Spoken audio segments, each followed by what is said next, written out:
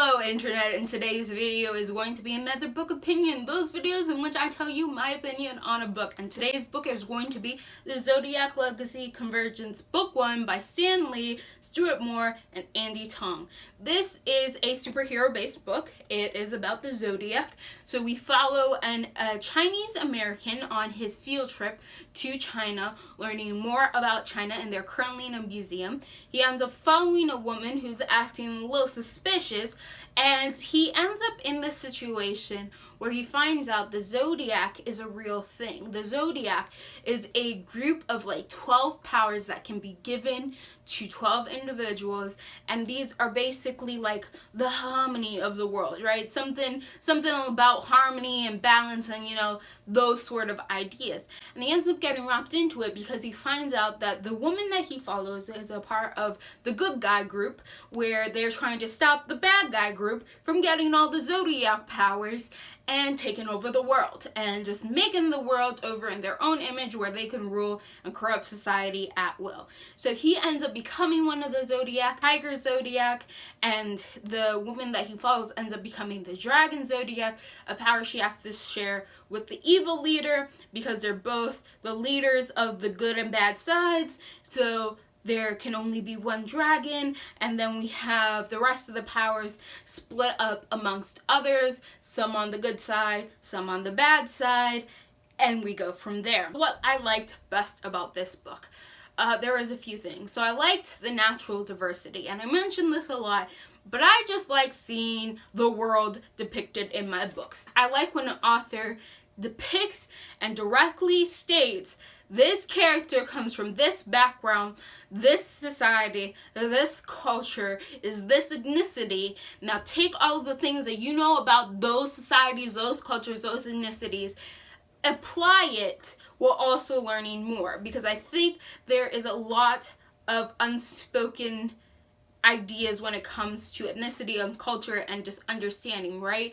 So we like, oh, what's the word?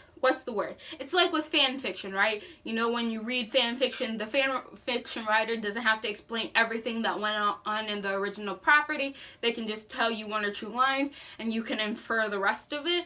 I like when authors do that with characters, inferring by putting certain details in, like this character comes from this place or that place, and then we can infer what type of person they are and delve deeper in them based on the information we know about that sort of character trait, right? So I hope I explained that decently enough. I can't think of the proper word to nail down on that coffin, but you get the basic idea. I like when authors do that because I feel more connected to my characters. I feel like I can know them better personally. So all the characters, they come from different parts of the world, they come from different backgrounds, so we can see their actions, how they culminate, how they get together, how they talk to each other, and we can learn more about them, right?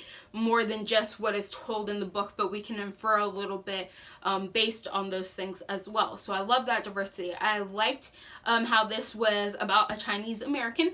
I always think that Latinos and the Asian population, Oriental or otherwise, always gets the short end of the stick when it comes to properly being depicted in great scenarios, when it comes to literature and entertainment and any sort of thing like that. It just is a fact. It's usually just a black and white conversation, and the rest of the minorities are just pushed to the wayside, and we're more often than not forgotten. So I liked when books just bring us in, just show us out. I just like when books realize that there's more than 2 or 3 people in the world, and they talk about all of them, or at least try to infer something so that you can like imagine more than just 2 or 3 copies of the same person, right? So I like that. I like that diverse cast. I really liked how the main character in this was only second in command. Now, it's kind of implied that he could be just as strong as the dragon woman and as the people with the dragon power, but in the legacy he is still only second in command, and he might just have like a veto rule one or twice where he can veto dragon power, but he is not stronger than this woman. I loved how it was a female leader, he was only second in command, and we got to see that dynamic, not as him as the chosen one, but more of him as second best, right? We got to hear the story of second best, not chosen one. And yes, he does play a large portion in this, and yes, he does have like near OP power, but I liked how there is one person better than him in the long run, at least in the case of this book. I don't know what it's like for the rest of the series, but within contained in this book, he's second best. He has a few people better and more powerful than him, and I love that dynamic because I've always been a firm believer of there's always someone out there who's smarter, younger, and better looking than you. So you have to just work with that idea, understand that you can't always be the best, that you can't always be the chosen one all the time, and that sometimes being second best is just what the world needs. It doesn't always need the best person, sometimes it just needs a really good one. So I like that idea. I liked how the female leader was also of Asian descent. I don't know if it was explicitly stated. I believe that she's Chinese because they made mention that hinted towards such, but I wasn't sure. The only thing I found frustrating about this book is that they have, let me see if I can find one.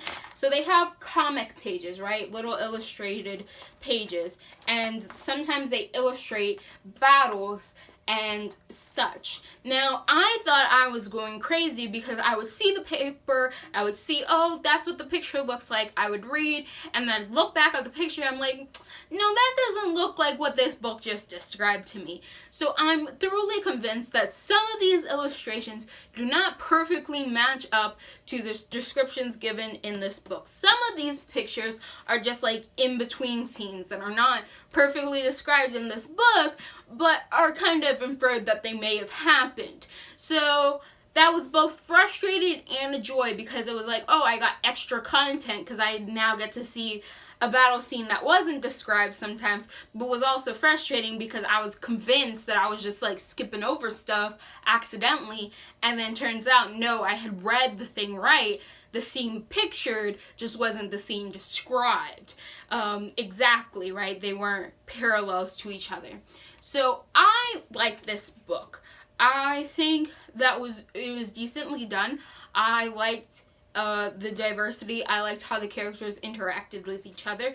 I liked seeing the different characters, and I liked the creativity that went into the Zodiac and specifying which Zodiac had certain powers. Like the rabbit Zodiac could kind of teleport, and I thought that was very fascinating.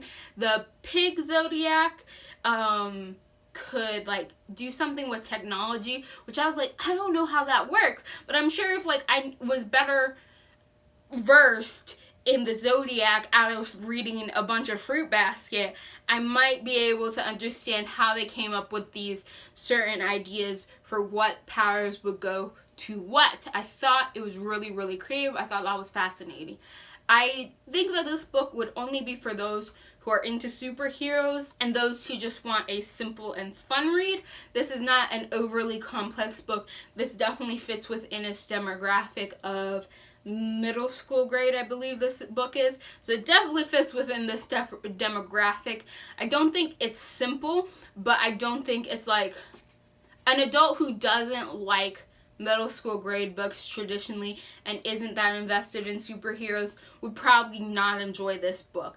But since I like my middle school grade children's literature, and I am a fan of anything that has to do with any sort of magical superpower at all, those weren't drawbacks for me. But I do not think that this writing and this like middle school grade writing style is for everyone, because some people just like things to be overly complicated and adultish, which I can fully understand but not always agree with. So take that with a grain of salt. just so that you can be aware of what demographic this book fits to. If you've read this book or any of the other books, did you like them? Does the series get better? I don't know. I haven't found the rest of the series in paperback at a store, and I don't feel like ordering them because, to be honest, I don't care that much about it to spend my money outside of not finding them at a bookstore. But I did enjoy myself,